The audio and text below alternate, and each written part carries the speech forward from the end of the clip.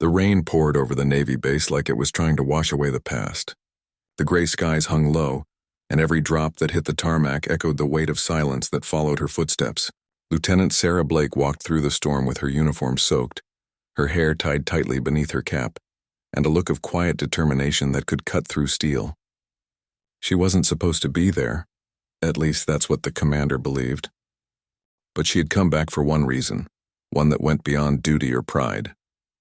When Commander Douglas first saw her standing by the hangar with her bag in hand, he frowned. To him, she was another transfer error, an administrative mistake that needed correcting. "We don't have female operatives assigned to this task force," he thought bitterly as he approached. She looked too calm, too quiet, and yet there was something in her stance and the way she stood firm despite the wind. The way her eyes didn't flinch when the sirens wailed in the distance. That made him hesitate for a second before speaking. He tried to dismiss her right away. The operation was critical, high risk, high stakes, the kind of mission only the toughest SEALs were selected for. There was no room for anyone who didn't belong, but as he began his words of removal, his eyes caught a glint on her jacket.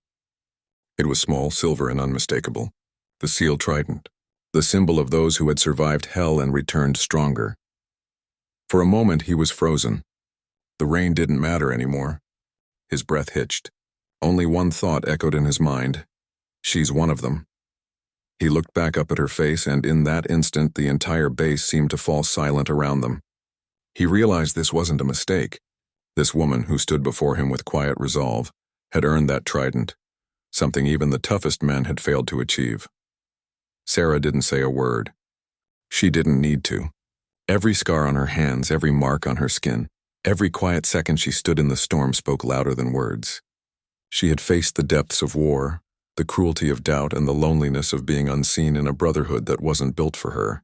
She had bled for that insignia, and she would bleed again if it meant protecting her team. The commander's voice softened as realization struck him. But Sarah didn't wait for permission. She walked past him, each step a statement that she wasn't there to be accepted. She was there to serve. She reported to the operations tent and quietly took her place among the other SEALs who turned in confusion, whispering, some smirking, others frowning. But none of them dared speak once they saw that same trident gleaming under the flickering light. Her record was legendary, though few knew the full story. She had completed Bud-S training under an alias under unbearable scrutiny, surviving drown-proofing Hell Week and live-fire exercises that broke men twice her size. She never complained, never cried, and never fought for acknowledgement. Her fight was always inward, against the whispers, the bias, the doubt that told her she didn't belong. The mission they were preparing for was one of the most dangerous in recent years.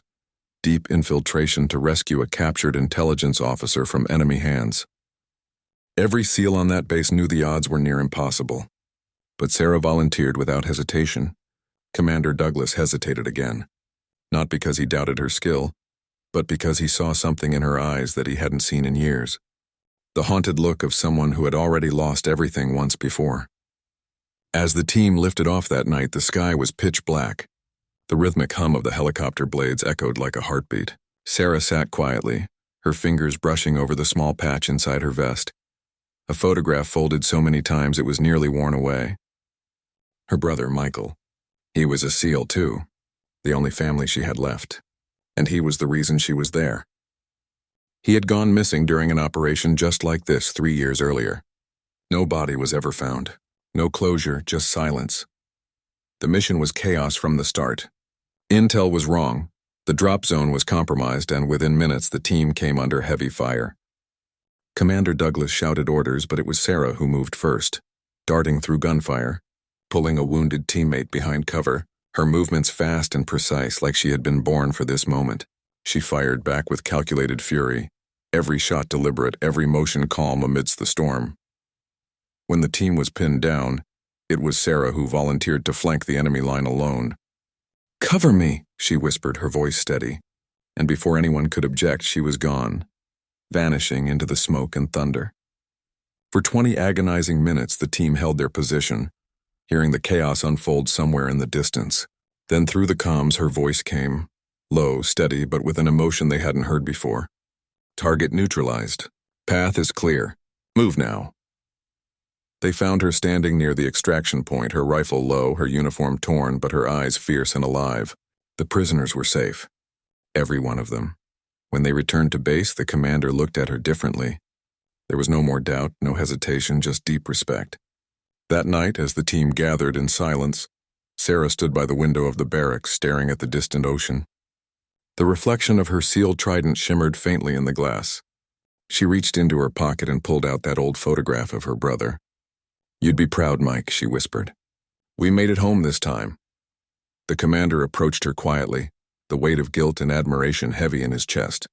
"Lieutenant," he said softly, "I was wrong about you." She smiled faintly, eyes still fixed on the horizon.